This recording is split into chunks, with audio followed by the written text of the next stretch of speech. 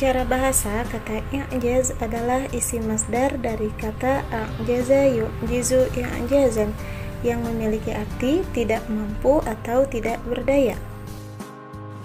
Sedangkan menurut istilah al-i'jaz kemu'jizatan Al-Quran atau al-hadis, misalnya mengandung makna bahwa kedua sumber ajaran agama itu telah mengabarkan kepada kita tentang fakta-fakta ilmiah yang kelak dibuktikan oleh eksperimen sains umat manusia dan terbukti tidak dapat dicapai atau diketahui dengan sarana kehidupan yang ada pada zaman Rasulullah SAW.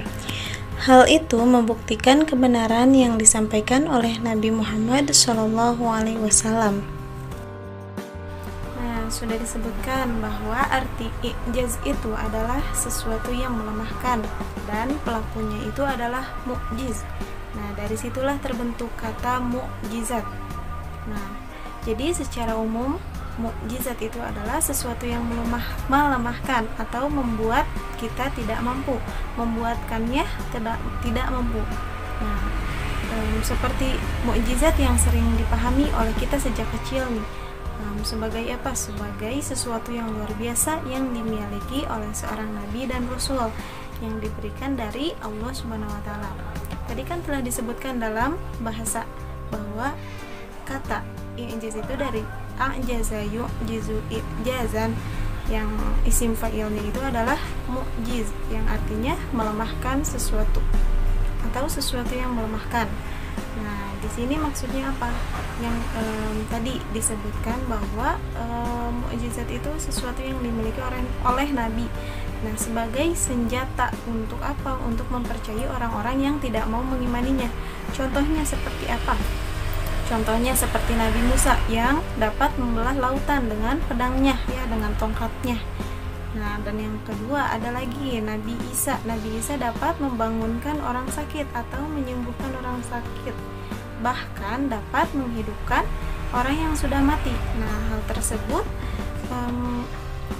bagian dari mukjizat yang dimiliki para nabi yang sudah kita ketahui ya dari kecil. Nah, hal itu untuk apa? Untuk melemahkan siapa? Untuk melemahkan orang-orang yang tidak mau mengimaninya nanti atau tidak mau beriman kepadanya. Nah, di sini kita membahas tentang i'jaz Al-Qur'an kan. Nah, sekarang masuk ke i'jaz Al-Qur'an. Nabi Muhammad itu memiliki banyak mukjizat. Nah, salah satunya yang paling besar itu adalah Al-Qur'an. Mengapa Al-Qur'an? Nah, karena Al-Qur'an adalah sebuah pedoman ya bagi kita. Orang-orang kan tadi disebutkan bahwa mukjizat itu adalah sesuatu yang melemahkan. Nah, di sini mukjizat Nabi Muhammad itu adalah Al-Qur'an yang diberikan dari Allah Subhanahu wa taala untuk apa? Untuk mempercayai, untuk membuat mereka lemah atau untuk membuat mereka percaya bahwa mereka itu ya harus beriman, harus mengimaninya gitu. Nah, di situ telah disebutkan dalam ayat-ayatnya. Jadi mereka-mereka orang-orang kafir yang tidak mengimaninya atau tidak percaya kepada Allah bahwa Al-Quran itu kalamullah, kita dapat membuktikannya dengan Al-Quran ini. Karena apa? Karena Al-Quran ini sudah ada sampai sekarang. Nah, kan kalau mukjizat yang dimiliki Nabi itu seperti tadi yang membelah lautan itu, kan banyak orang tidak mempercayainya. Karena apa? Karena kita kan manusia itu percaya jika ada buktinya. Nah, seperti hal-hal mukjizat nabi-nabi itu yang membelah lautan itu kan adanya sejak zaman dahulu. Jadi jarang orang-orang yang mempercayainya, hanya tahu dari ceritanya. Tetapi jika Al-Quran itu karena ada wujudnya, ada Al-Qurannya, jadi semua argumennya dapat dipatahkan, dapat dijawab dengan ayat-ayat yang ada dalam isi Al-Quran itu. Nah, jadi maksudnya mukjizat itu seperti ini, melemahkan orang-orang yang tidak mau mengimaninya. Nah, mungkin cukup sekian yang dapat saya sampaikan dari poin pengertian i'jaz. Aspek-aspek kemujizatan Al-Quran atau juga bisa disebut dengan aspek-aspek i'jaz Al-Quran. Para ulama berbeda pendapat dalam mengemukakan segi-segi kemujizatan Al-Quran. Hal ini disebabkan perbedaan sudut pandang mereka dalam melihat kemujizatan itu. Ada yang menyatakan bahwa Al-Quran secara keseluruhan adalah mukjizat, baik ditinjau dari balaghahnya, fasahahnya, kandungan isinya, maupun susunan kata atau gaya bahasanya masing-masing. Ada juga di antaranya mereka yang mencoba mengkaji dalam bidang-bidang lain. Suatu golongan berpendapat bahwa kemukjizatan Al-Quran terletak pada pemberitaannya tentang hal-hal yang gaib yang tidak diketahui manusia lain hanya dengan wahyu. Misalkan, Al-Quran menggambarkan tentang kemenangan kembali kerajaan Romawi setelah melawan kerajaan Persia. Pada saat Romawi telah jatuh dan mengalami kekalahan dari Persia, maka berita sejarah ini terbukti dan telah nyata setelah 7 tahun kekalahannya. Allah menjelaskan hal ini dalam Al-Quran surah Ar-Rum ayat 2-3 yang berbunyi, Gulibatir-Rum fi iddatin naralladi wa hum man ba'di alibihim sayalibun, yang artinya telah dikalahkan bangsa Romawi di negara yang terdekat dan mereka sesudah dikalahkan itu akan menang. Golongan yang lain mendapat bahwa Al-Quran itu mukjizat dari segi uslub, sesuai kata dan gayanya bahasanya, atau yang dinamakan dengan ijaz bayani. Para ulama klasik telah menulis kitab tentang hal ini, seperti kitab Al-Baikani, Al-Jurjani, Ar-Razi, dan kitab-kitab lainnya. Begitu juga ulama kontemporer, mereka telah menulis tentang ijaz bayani.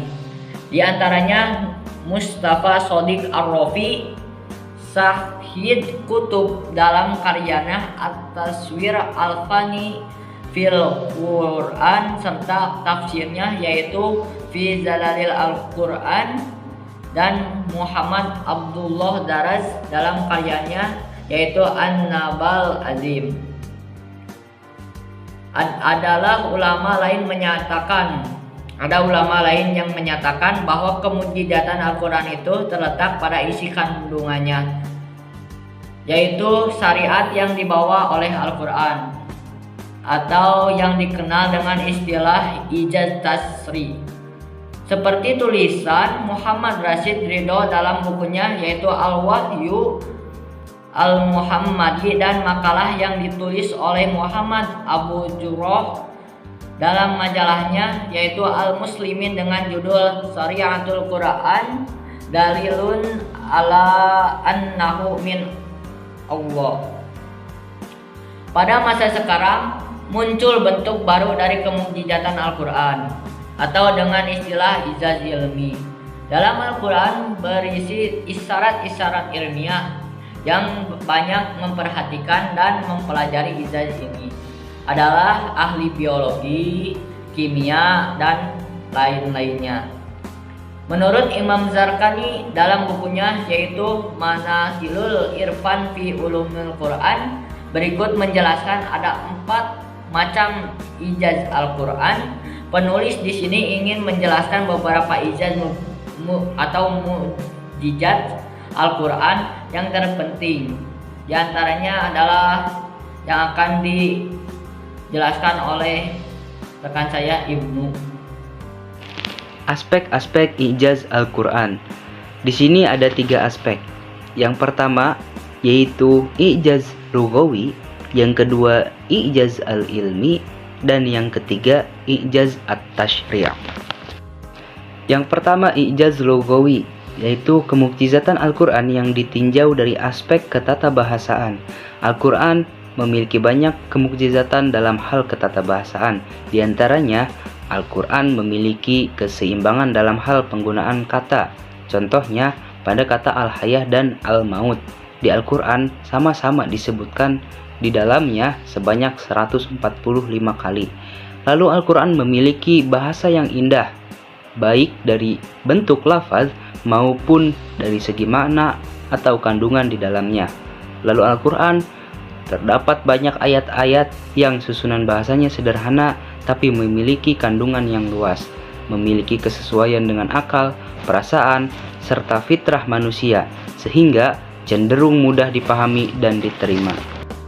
Yang kedua, i'jaz al-ilmi, yaitu bahwasanya kemukjizatan Al-Quran dalam ilmu pengetahuan berupa pengungkapan isyarat-isyarat rumit terhadap ilmu pengetahuan sebelum dunia ilmu pengetahuan itu sendiri sanggup menemukannya. Hal ini membuktikan bahwa Al-Quran tidak bertentangan dengan ilmu pengetahuan dan penemuan-penemuan baru yang didasarkan pada penelitian ilmiah. Contohnya terkait peredaran matahari yang dibahas di dalam surah Yasin ayat 38 yang artinya dan matahari berjalan di tempat peredarannya. Contoh yang kedua terkait pertemuan dua air laut yang berbeda tetapi tidak tercampur. Lalu yang ketiga yaitu i'jaz at-tashri, merupakan kemukjizatan Al-Quran dari aspek syariah, bahwa setiap hukum, aturan, serta ketetapan di dalam Al-Quran merupakan sesuatu yang mengandung hikmah, kebenaran, serta kemaslahatan. Kemudian ada faedahnya dari i'jaz Al-Quran. I'jaz atau mukjizat itu bukanlah semata-mata bertujuan untuk menampakkan kelemahan manusia untuk menandinginya, tetapi i'jaz Al-Quran di sini bertujuan untuk meyakinkan bahwa Nabi Muhammad SAW adalah benar-benar utusan Allah, dan Al-Quran itu benar-benar diturunkan oleh Allah Subhanahu wa Ta'ala kepada Nabi Muhammad SAW sebagai mukjizat yang terbesarnya. Nah, Al-Quran juga menuntun setiap umat muslim untuk memegang teguh ketauhidan yang merupakan landasan pokok dalam beramal. Kemudian dari segi mukjizat, Al-Quran dilihat dari 3 aspek. Nah, diantaranya satu, dari segi kebahasanya.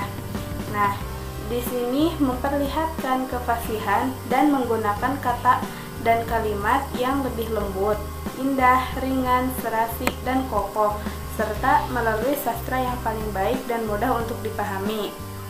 Kemudian yang kedua, dari segi ilmiah. Nah, di mana Al-Quran menuntun manusia untuk berpikir dan membuka pintu-pintu pengetahuan dan mengajak untuk berkontribusi di dalamnya.